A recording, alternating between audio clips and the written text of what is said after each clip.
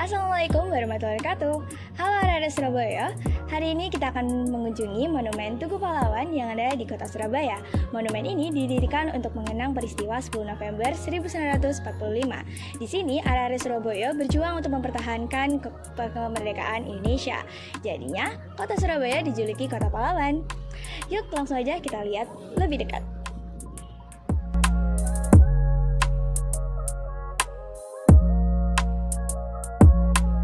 Baik, bisa kita lihat di sebelah kanan saya terdapat Tugu Pahlawan, di mana Tugu Pahlawan ini didirikan dengan tinggi 41 meter. Nah, di Tugu Pahlawan ini terdapat lengkungan hijau yang jumlahnya adalah 10. Di Tugu Pahlawan, bentuknya menyerupai paku yang terbalik. Nah, dari Tugu Pahlawan sendiri, itu melambangkan 10 November 1945, di mana 10 dilambangkan pada 10 lengkungan di bawah Tugu Pahlawan, dan 11 atau bulan November dilambangkan dari bentuk dari Tugu Pahlawan itu sendiri.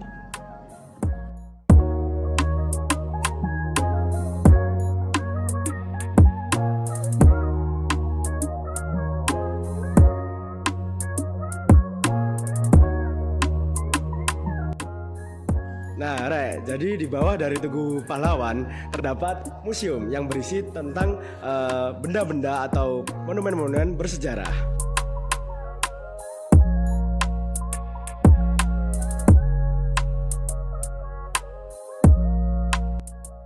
Nah, seperti yang kalian biasa lihat di belakang saya ini, ada sebuah monumen pahlawan yang sangat bersejarah yang bernama Gugur Sebagai Bunga Bangsa. Ini dibuat untuk mengenang perjuangan arek-arek Surabaya pada 10 November 45.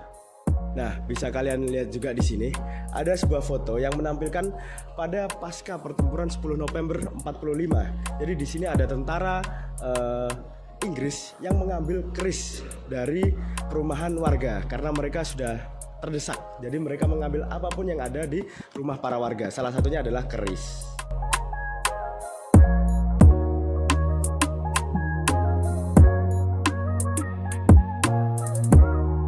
Nah, di sebelah kiri dari pintu masuk terdapat sebuah artikel yang bertuliskan di sini ada tentang berita proklamasi dan juga dokumentasinya, yang dimana berita proklamasi diumumkan pada 17 Agustus 1945 di hari Jumat Legi jam 10 pagi. Dan sayangnya tidak semua rakyat Indonesia itu mengetahui. Namun di Surabaya sendiri itu diketahui melalui siaran radio Hosokyoku dan surat kabar Suara Asia yang terlebih dahulu disensor oleh Hodokan atau Badan Sensor. Nah, lalu yang kedua di sini adalah isi dari proklamasi itu sendiri, bisa dilihat di sini. Nah, lalu meskipun pemimpin Jepang berusaha keras untuk menutupi berita proklamasi ini, namun para pendahulu kita berusaha dengan semaksimal mungkin. Seperti salah satunya adalah kita menggunakan bahasa Jawa dan Madura agar para pihak Jepang itu tidak mengetahui isi dari proklamasi kita. Nah, lalu di sini pasca proklamasi para pemerintah membentuk sebuah badan-badan, salah satunya adalah seperti polisi, BKR, KNI, dan lain sebagainya. Ini berfungsi sebagai mendorong kekuatan Indonesia pada saat itu, karena baru saja merdeka, jadi kita perlu badan-badan seperti ini.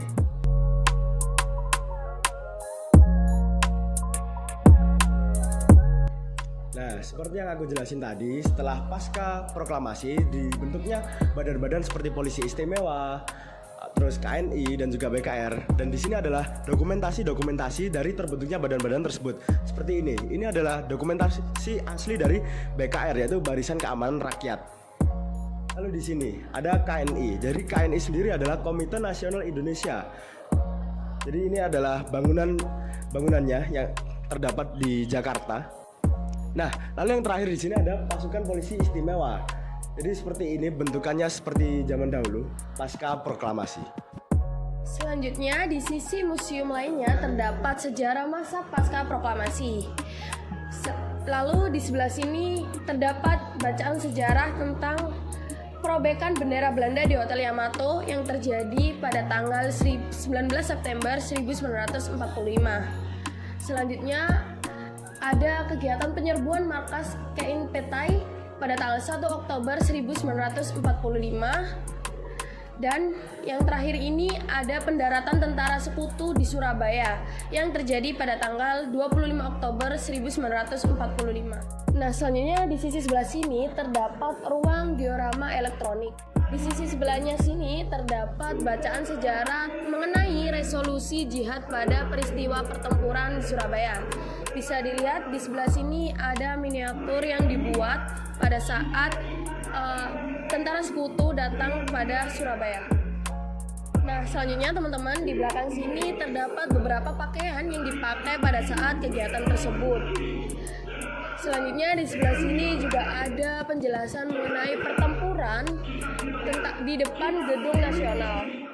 Selanjutnya teman-teman, di sebelah kanan saya terdapat dokumen asli surat ultimatum dari tentara sekutu yang datang.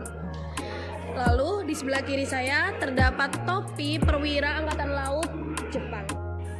Nah, teman-teman, menariknya di sini juga terdapat kurikulum vitae dari salah satu pahlawan HR Muhammad Mangunkusumo.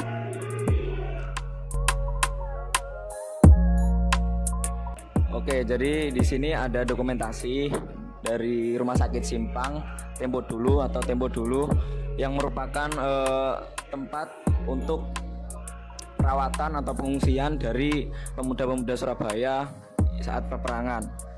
Nah, di sini ada dokumentasi dari Rumah Sakit Simpang itu. Lalu juga ada apotek di Rumah Sakit Simpang, dan banyak lagi ada dokumentasi di rumah sakit tersebut.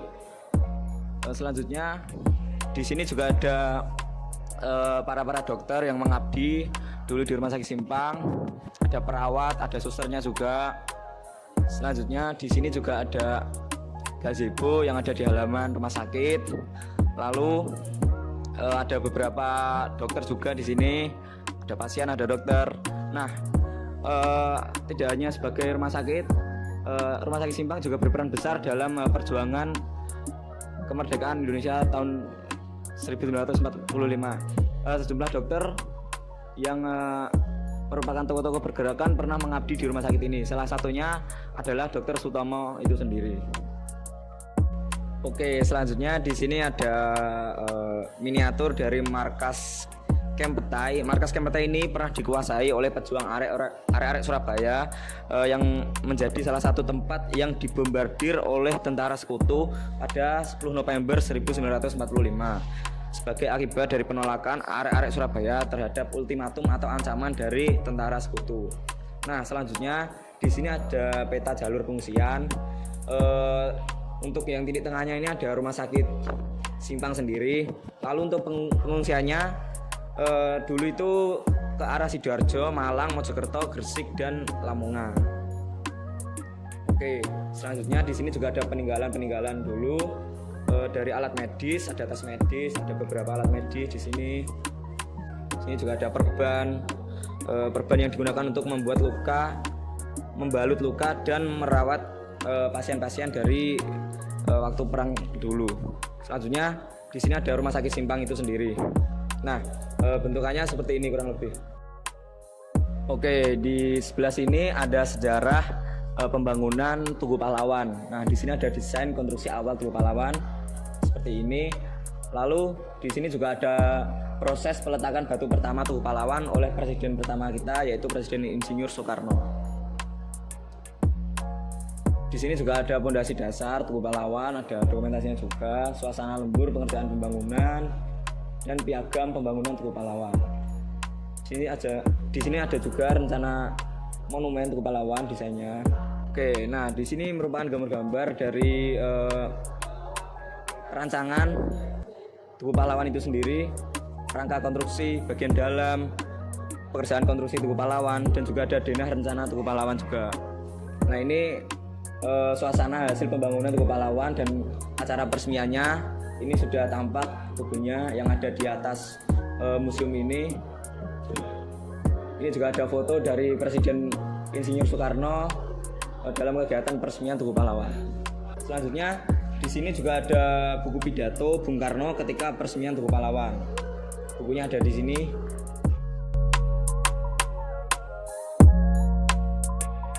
Nah, setelah melihat-lihat koleksi dan sejarah-sejarah, penjelasan sejarah yang ada di lantai 1, nah nggak kalah banyaknya juga di lantai 2 terdapat koleksi-koleksi yang cukup menarik untuk kita pelajari. Yuk, mari ikut.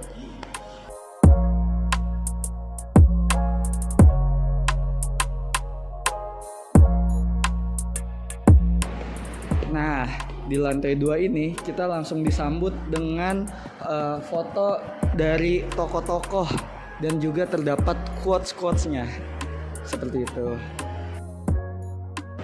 Nah, di lantai 2 ini kita dilihatkan tentang koleksi dari senjata-senjata yang dipakai oleh rakyat-rakyat kita untuk memperjuangkan kemerdekaan kita dulu. Nah, di sini kita bisa lihat rakyat kita dulu menggunakan beberapa senjata seperti contohnya keris dan juga ketapel.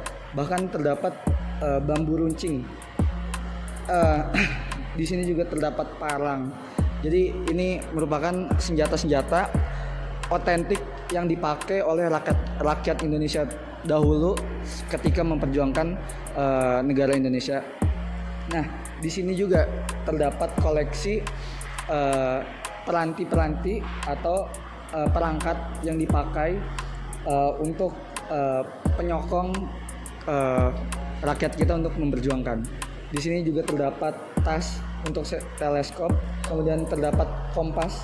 Di sini juga terdapat tas buat amunisinya. Nah, di sini juga ada flare gun atau pistol isyarat. Dan juga terdapat granat. Nah, tidak kalah kerennya, di sini juga terdapat koleksi dari revolver atau senjata dari masa perjuangan kita dulu. Nah, di sini juga terdapat diorama statis yang bisa kita lihat untuk secara visual bakal diceritakan dari dioramanya ini. Yuk, mari kita lihat. Nah, ini merupakan penampakan dari diorama statis 1 yang ada di Museum 10 November. Nah, di diorama statis ini terdapat 4 diorama yang menjelaskan mengenai sejarah-sejarah atau event atau kejadian yang terjadi pada masa revolusi saat itu. Kemudian di sini yaitu ada perampasan senjata, di mana perampasan senjata ini yaitu senjata yang digunakan oleh arek-arek Surabaya yang digunakan yaitu bukanlah milik bangsa Indonesia melainkan milik perampasan dari Jepang. Oke, di sini terdapat sejarah perjuangan pertempuran Indonesia yang dimana ada 31 Agustus 1945 yaitu dikeluarkan maklumat oleh pemerintah Indonesia bahwa 1 September 1945 bendera nasional Sangsaka merah putih dikibarkan terus di seluruh wilayah Indonesia. Sore hari tanggal 18 September 1945 tepatnya pukul 9 malam mengibarkan bendera Belanda yaitu merah, putih, biru tanpa persetujuan pemerintah rakyat Indonesia. Dalam perjuangan Indonesia tersebut yaitu terdapat bentuk dapur umum yang dimana diketuai oleh Budar, dimana Budar itu sendiri yaitu menyiapkan tempat dapur yang dimana ada remaja, kemudian ada anak-anak, kemudian ada ibu-ibu yang dimana Budar itu sendiri berprinsip bahwa semua orang yang kenyang yaitu bisa melakukan pekerjaannya dengan penuh semangat dengan ikhlas. Kemudian di bentuk dapur umum ini Budar menyiapkan 500 sampai 1000 bungkus setiap harinya, di mana di bentuk dapur umum ini terdapat Budar yang menyiapkan memasak nasi, kemudian menggoreng ikan, kemudian memasak sayur, dan kemudian membungkusnya dengan daun pisang seperti yang kita lihat tersebut. Kemudian akan didistribusikan kepada mobil yang dimana mobil tersebut milik oleh Sancoko dan kemudian didistribusikan kepada kereta. Oke, di diorama statis 2 ini terdapat kejadian-kejadian pada saat pertempuran Indonesia. Seperti yang kita lihat ada beberapa yaitu yang pertama yaitu ekspedisi Pulau Nyamukan seperti yang kita lihat. Ini ada diorama yaitu pertempuran 3 hari. Kemudian di sini ada penolakan ultimatum oleh Inggris. Kemudian ada diorama penolakan Soekarno-Hatta.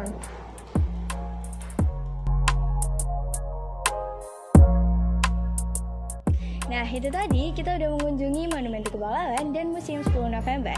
Maka dari itu, kita perlu menjaga persatuan dan mengisi kemerdekaan dengan hal-hal yang positif. Terima kasih sudah menyimak. Sampai jumpa dan salam arek-arek Surabaya.